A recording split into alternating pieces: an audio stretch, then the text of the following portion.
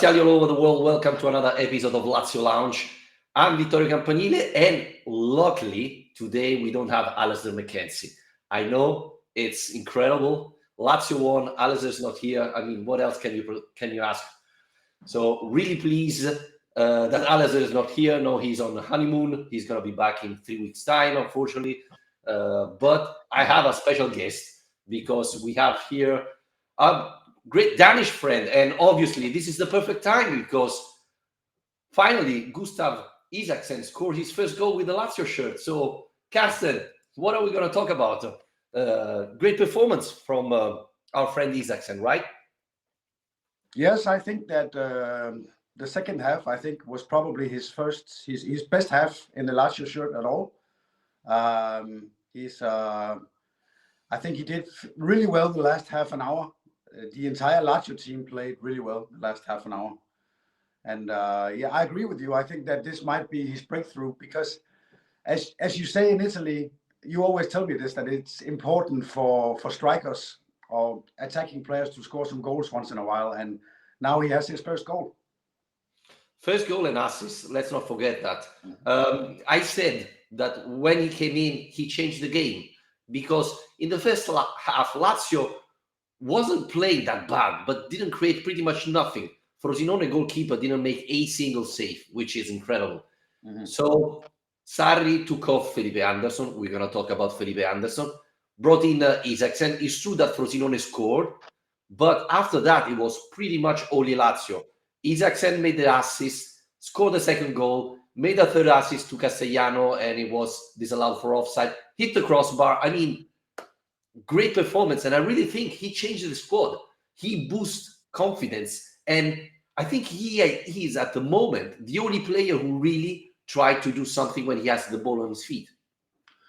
I think that Castellanos was probably man of the match, but Isaksen definitely played really well.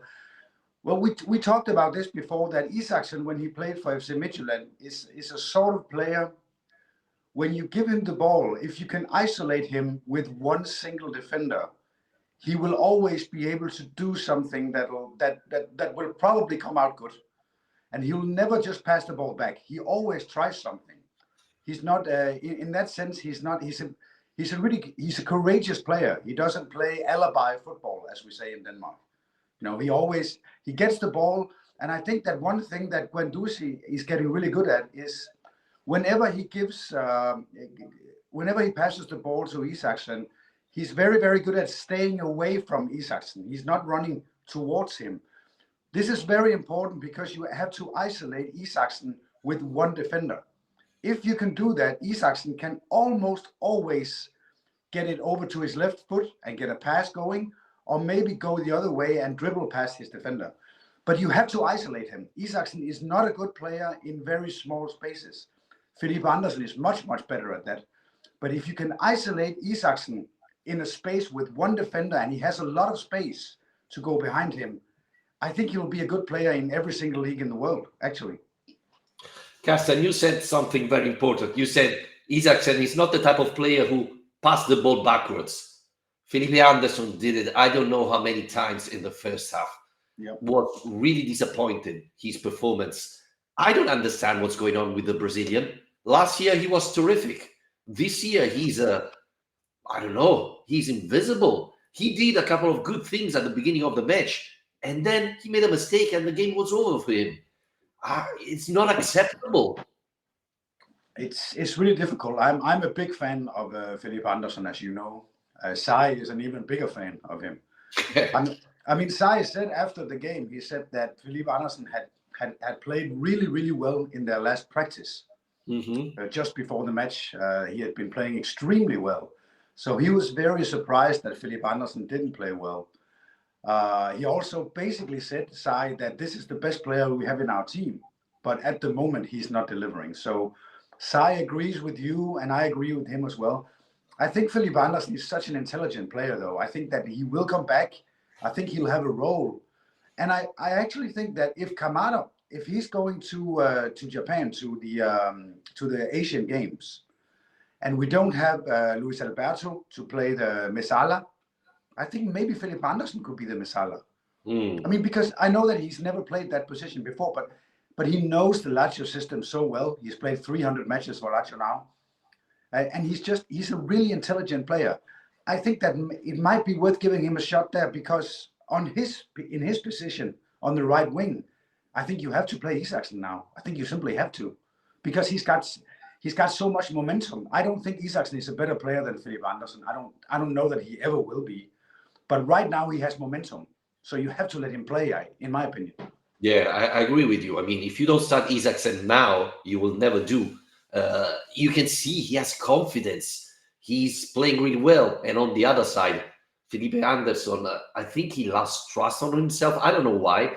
And I agree with you. I think Felipe Anderson is the best player we have. But unfortunately, he have this type of match, even because if he didn't play like that, he would be probably playing at Real Madrid. So that's why he's with Lazio. I think next game, Isaksen have to start. I hope he play like that. But I wanted to ask you, what do you make about Kamada? He start on Friday instead of Luis Alberto is injured. I don't know. He didn't play bad, but he didn't do pretty much nothing special, right? No, I agree with you. I think that Kamada started out really well, scored that great goal against Napoli a few months ago. Yeah. Since then, we haven't really seen a whole lot. He hasn't played a lot either. To be honest, I think we have a problem at the Mesala position, because Luis Alberto has been pretty much invisible for the last 2 months as well. So we don't have anybody playing the Mesala at the moment who's doing that well. So the very few goals that we do score, basically come from the sides. They come from Zaccagni, they come from Guendouzi in the midfield, or they come from Isaksen. I think that the whole Mesala position is a problem at the moment. And I think maybe we should look in the transfer window. I know that Lazio, usually they don't buy any players in the January window. In the winter windows, they wait until summer. But I don't think it's a bad idea to try something completely different on that Mesala position, because Luis Alberto started the season really well, but the last 2 months he's been, dreadful, really, really bad. Kamada is no better.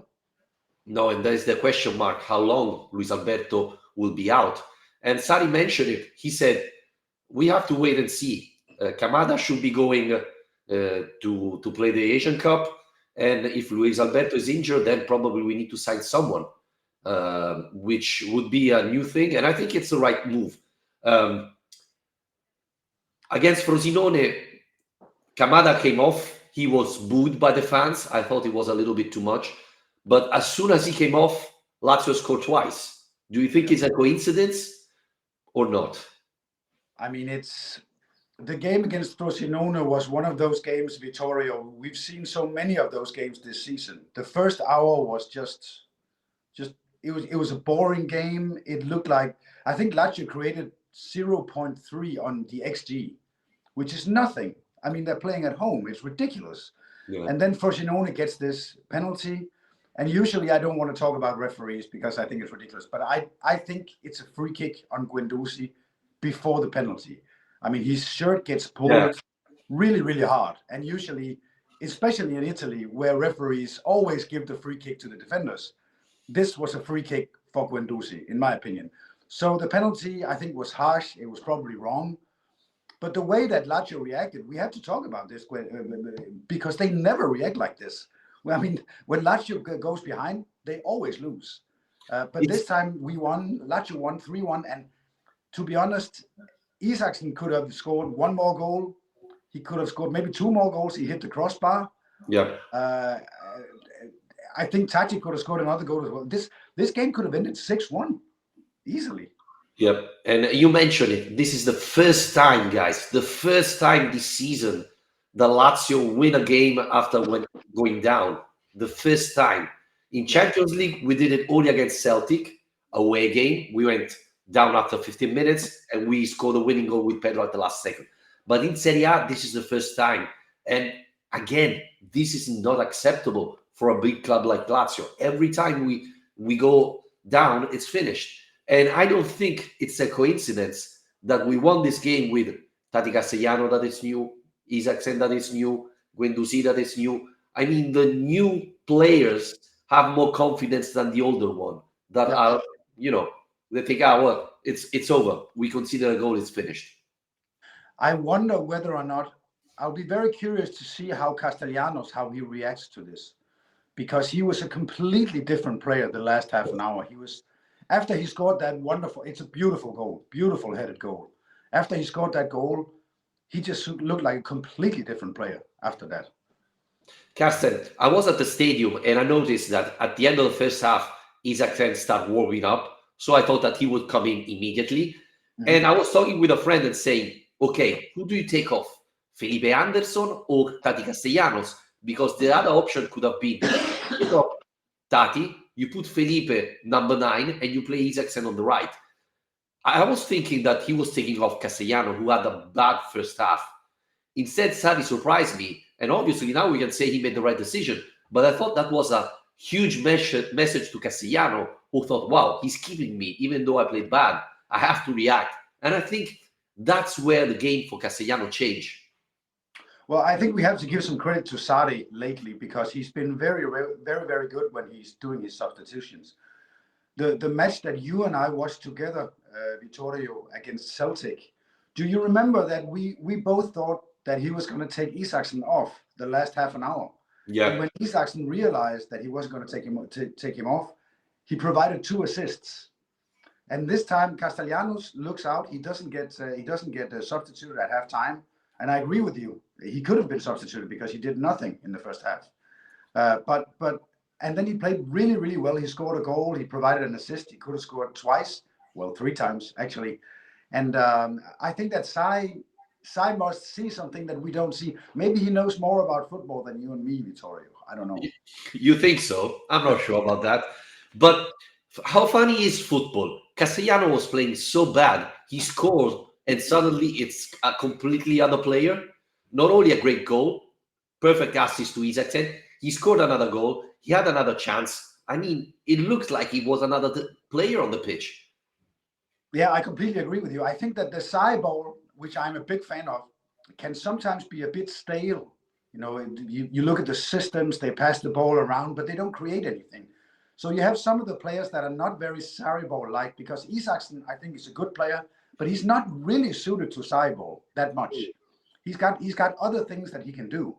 And the thing about Isaksen is that he's kind of he's sort of an outsider when he gets inside the pitch. He gets the ball and he kind of plays his own game, if you know what I mean. I mean, he's just very, very direct every time he gets the ball. You look at him, you know that he's going directly for the goal every time he gets it. And it doesn't always come off, but sometimes it does. And if you don't try, nothing will come off, obviously. I mean, you will see, I think Isaksen's going to get a lot of the playing time for Lazio the rest of the season. You will probably swear at Isaksen so many times this season, because this is what I did when he was at FC Midtjylland.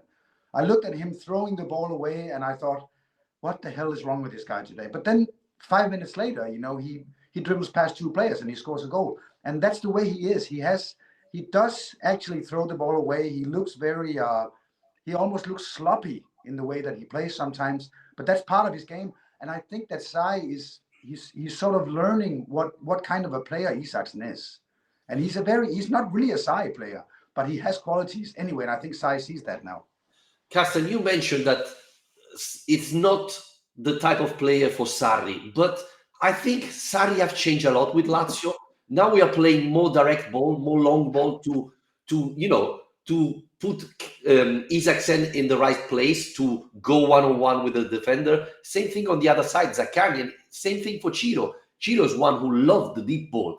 So nobody talks about this. Everybody says Sarri ball, Sarri ball, Sarri ball. It's not Sarri ball. It's a very different type of football if we compare the Napoli of Sarri to this team, even because we have completely different players.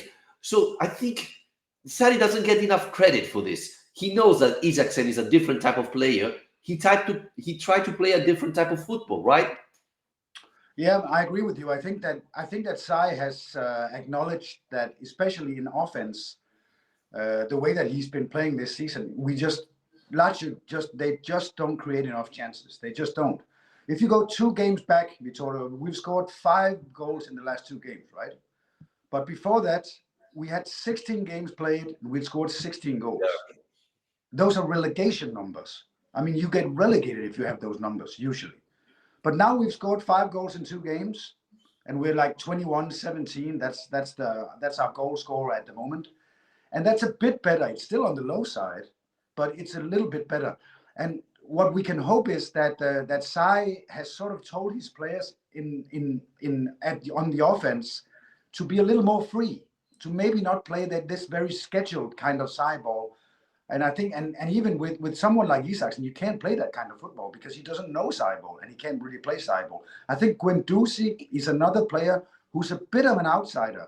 He plays his own game, but I like the way that he plays. I think Guendouzi has been a really terrific signing.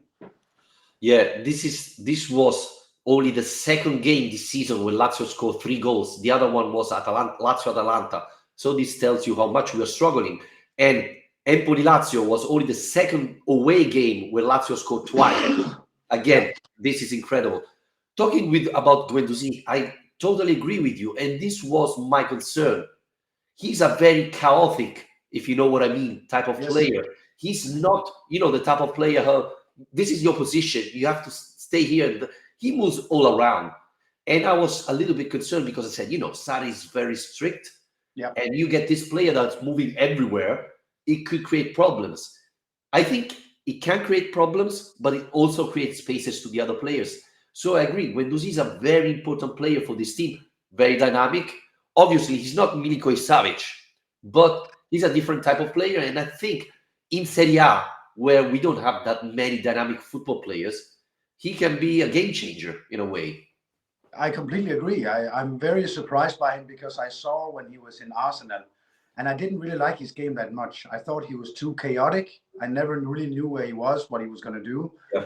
So I was afraid that he didn't fit the Sarri system.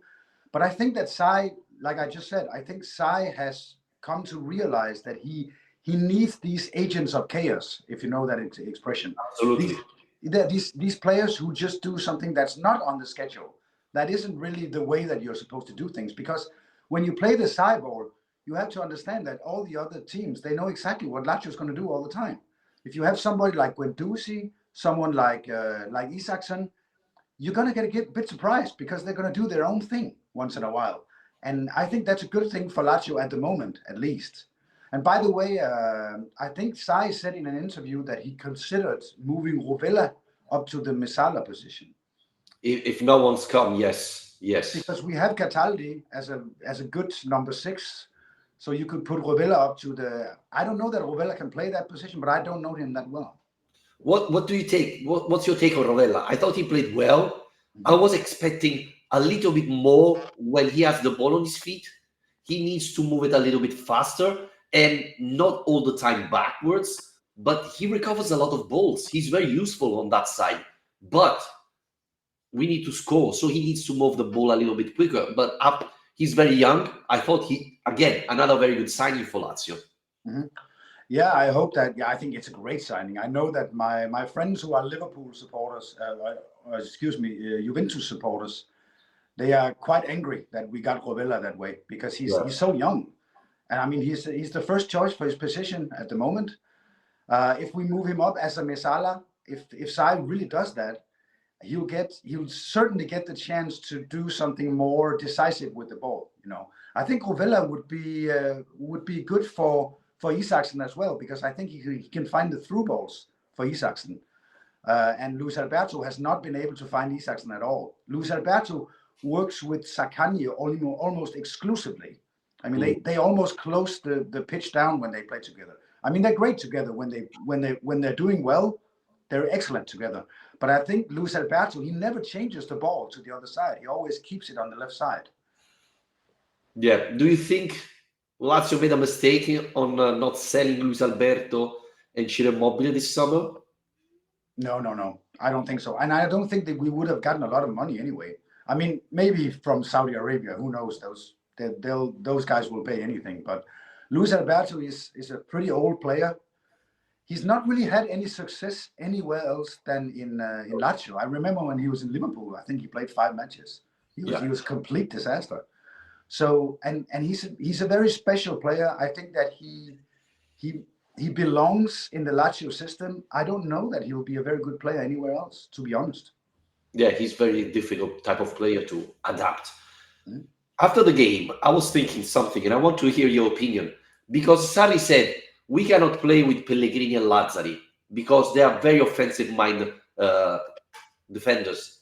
I think it's exactly the opposite. Lazio is creating so few chances that you need someone who push on both wings because when Lazzari is playing, the other team know, okay, we have to defend on this side because Lazzari is going to push. On the other one, Marusic is going to stay back, so we are fine.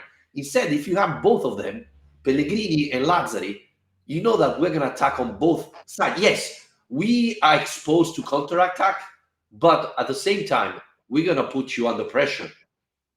Yeah, I completely agree. And I think that when Lazio plays at home against a team like Frosinone or Empoli or Lecce, Salernitana, we know that we're going to have a lot of possession. We're going to be the better team, all in all. I think that we need attack-minded left backs and right backs. I completely agree. I think, do you know anything about Pellegrini's injury? They said today that it's nothing serious. He should be able to be back. Perfect. Because I thought he was not playing incredibly well, but he was pushing, he was creating. So I thought he was very useful. And again, when Isaac came in, he didn't push that much. He didn't create that much. And then you leave our wingers 1-on-1 against the defenders instead of maybe creating 2 against 1. So I think this is something Lazio have to work more. And it's something that maybe Sarri have to think about in the next year. Because, again, you were mentioning, we are like a relegation team for scoring goals. We need to do something different because it's not working, right? Well, the last 2 games, it has been working. You know, we've scored 5 goals, and we know we like to be negative, you and I, Vittorio, but we have to be a little bit positive and say we have 2 games. We've scored 5 goals. We got 6 points. We're catching up to the teams like Roma, Atalanta, Napoli. I think Lazio is right there. I mean, if Italy gets 5 Champions League spots, number 5 is how many points? 4. Lazio has 27. Bologna has 31. So 4 points to the number 5. It's nothing. It's nothing at all. And I think Lazio has a really good team. I think Lazio has a top 5 team in Serie A. And whenever we get these Bayern Munich games out of the way, because let's face it, those are probably the only 2 games we're gonna have this fall, or this spring. Sorry. I think the Lazio will have a really good spring. You know what? I think Napoli this year will be a disaster. And so I thought at the beginning of the season, the first 4 positions are pretty much set. Inter, Juve, Napoli, Milan. But Napoli is struggling. They are playing really bad. I don't know if you saw them lately. Roma is playing terrible football. So you really have a chance because it's Bologna there. You should be there instead of Bologna. So yeah, it's true. We have to recover. We need to win the next 5 games that are achievable because you have Udinese, Lecce, and so on. But it's still possible to close in the Champions League, like because of the other teams playing badly more than ever, right? No, I agree with that. I'm not sure I agree with you on Napoli. I think Napoli will be in the top 4. I think the weakest of those 4 teams that you mentioned is Milan, to be honest. I think Milan is very fragile. And if you look at the numbers, the XG numbers and all that stuff, Milan are very, very lucky to be in the position that they're in at the moment. They could basically be down around Roma or Atalanta or Bologna. And I agree with you with Bologna. I saw Bologna at Lecce 2 weeks ago. I was at the stadium. I think it's a good team, but nothing special. I think Lazio has a better team.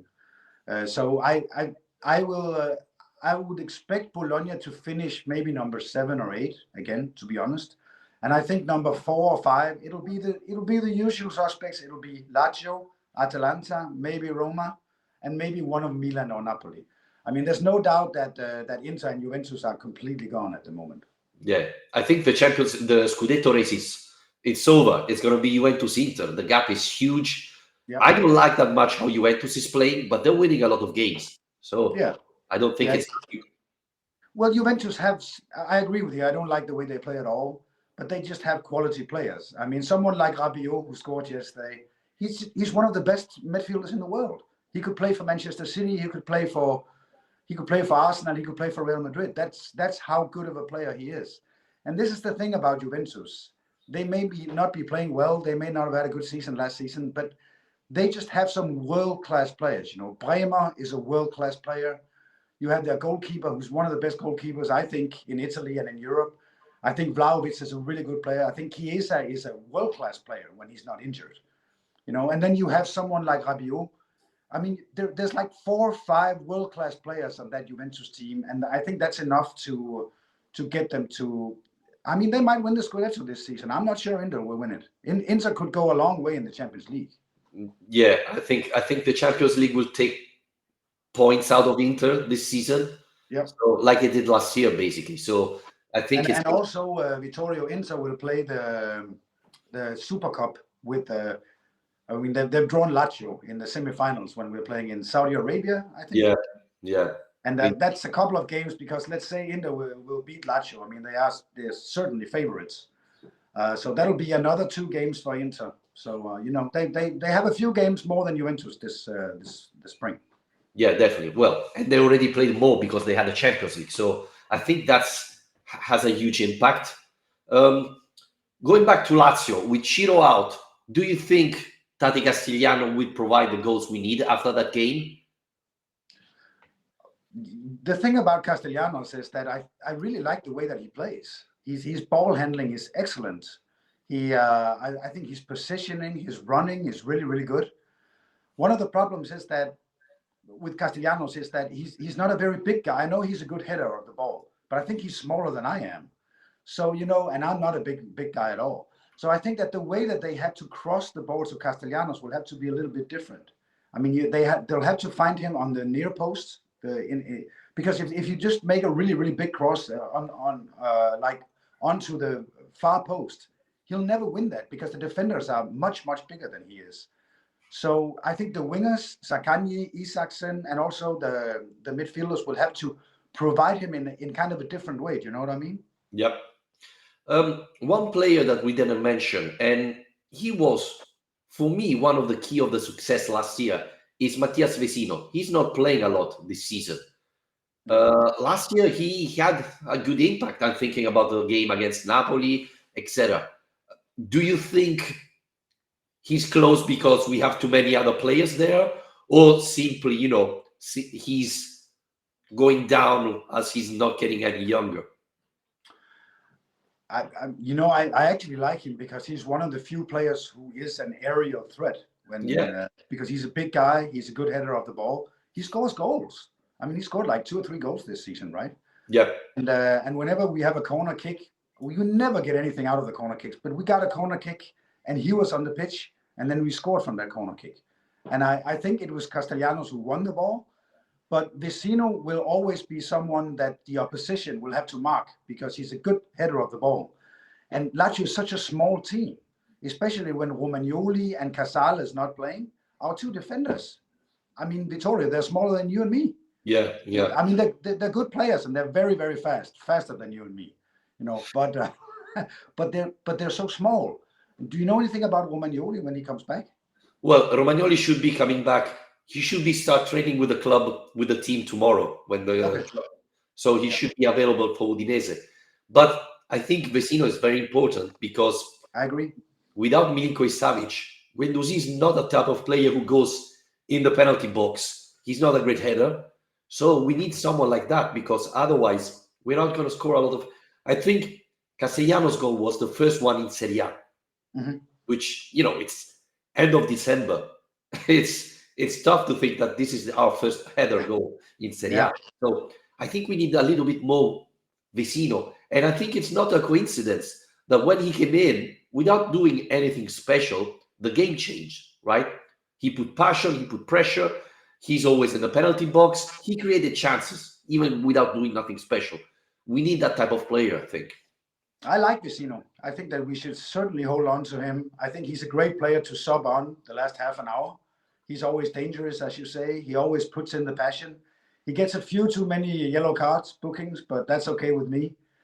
I think maybe Sarri could look into putting Vecino as the Mesala. I know that he's not a typical Mesala, but a Mesala can also be a player who will run into the box, because sometimes we simply need players in the box. When you pass the ball to Castellanos in the box, he's the only player in the box sometimes, and he's a little guy.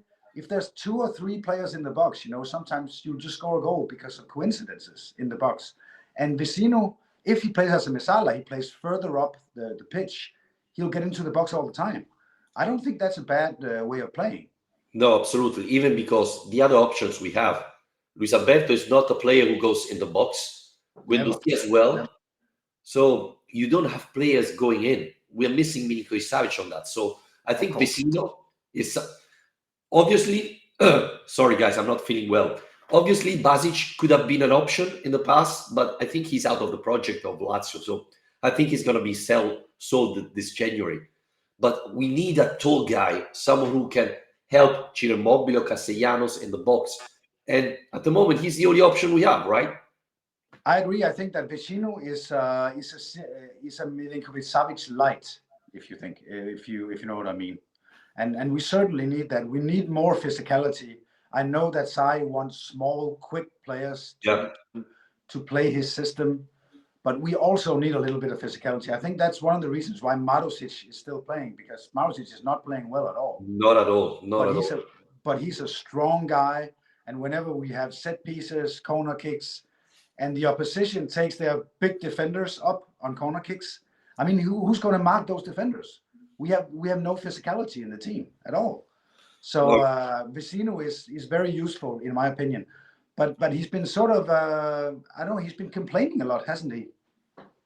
Well, it looks like he had a issue, sorry guys, a couple of weeks ago, and he was out of the squad for 1 week. So maybe he's not happy about the situation. He was thinking that he would have played much more. I mean, last year he played a lot. Maybe not starting a lot of games, but coming in pretty much every time. This season, he hardly came in. So I guess he's not very happy. But talking about physicality, are you surprised that with Casale fit, Sarri is still picking Patrick and Gila as central defenders?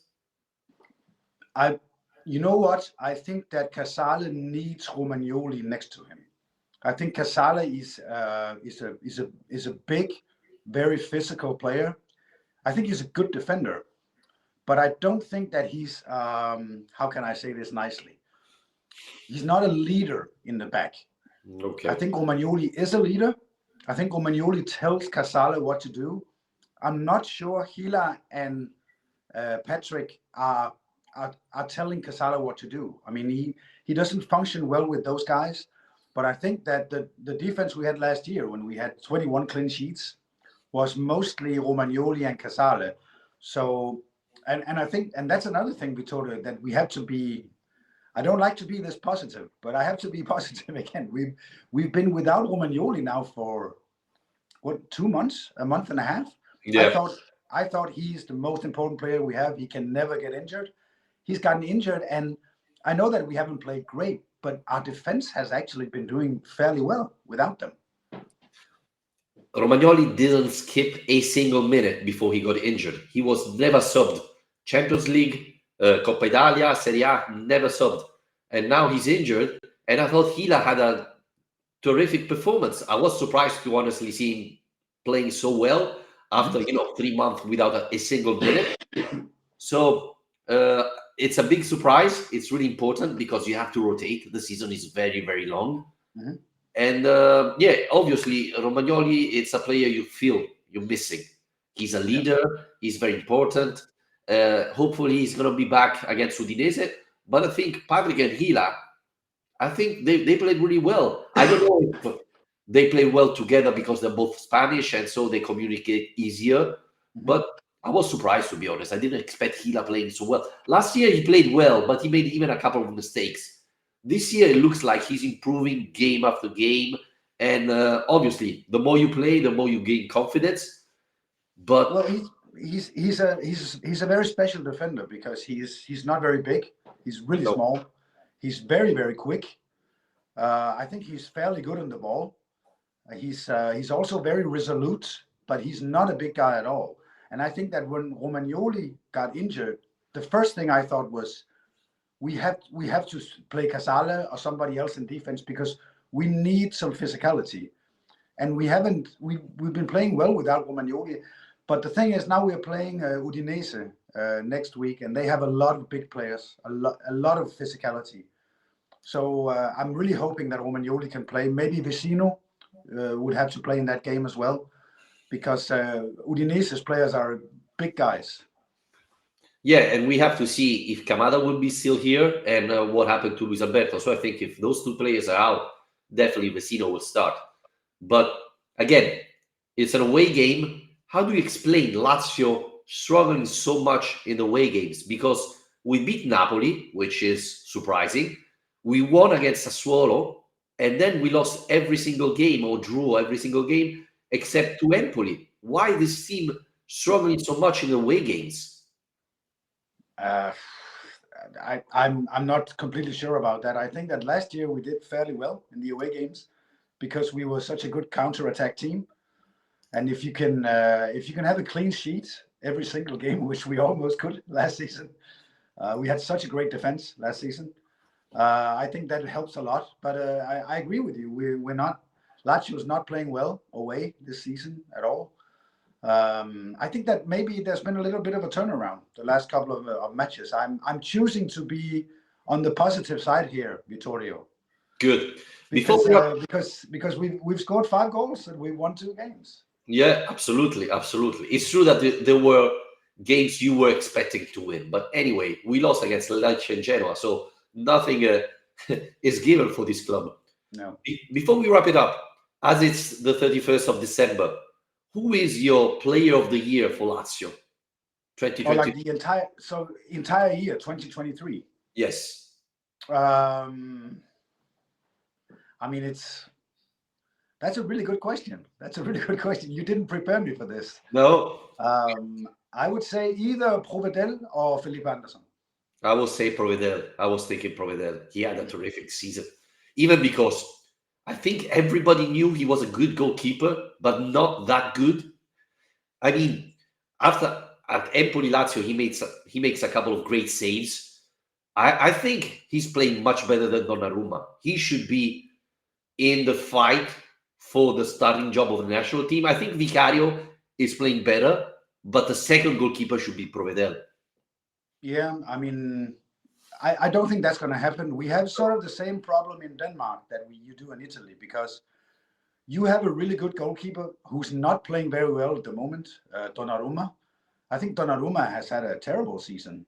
Yeah. And in Denmark, we have Kasper Schmeichel, who's not been playing well at all for Denmark lately. But I think what will happen is that we're going to the European Championships this summer, and your coach and the Danish coach as well, they're not going to change it up that close to the championship. They're going to stick with their own people. And I think Donnarumma is probably going to stay as the number 1 goalkeeper in Italy. Kasper Schmeichel, I think this is his last tournament. Yeah, he's going to retire probably. Yeah. But honestly, we have to see what Vicario does with Tottenham, because if he keeps playing that well, I mean, you cannot keep him on the bench. But again, Provedel, 3 million euros. What a signing. I don't know if it was the best signing of last season, but performance-wise, he has been amazing. And not only because he scored a goal against Atletico Madrid, who is probably going to be remembered as the best goal of the season for Lazio, but he saved so many goals this year. So that, yeah, for me, player of the season. Well, you know, he was very intelligent, I think, Provedel, because he was at Spezia last season. Yeah. And then when Lazio talked to him about coming to Lazio, he knew that he was going to be second choice, because we had already found another goalkeeper that we paid a lot of money for, actually. But I do also think, because Provedel is Italian, I think he talked to Sai, and Sai may have said to him, "You are closer to the number 1 goalkeeper, because he's never been a goalkeeper for us. You're probably going to start as the number 2, but you're going to be very close to number 1." And then Provedel got really lucky, because he basically got to be the first goalkeeper after the first match, and he's never let go ever since. No. I thought he knew that he had a chance, and Yeah, he decided exactly. to pick it. So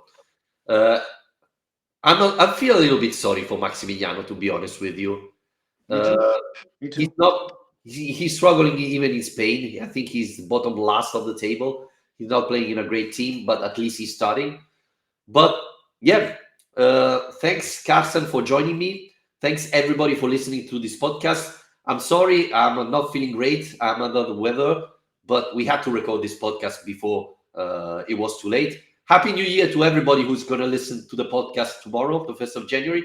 Happy New Year to Carsten. And let's hope the 2024 is going to bring us a lot of Isaksen goal. And maybe, who knows, Lazio back in the Champions League. Yes, definitely. Thanks a lot for having me on, Vittorio. It's always a pleasure, Carsten. Whenever you want, you're more than welcome. Take care. Thank you. You too.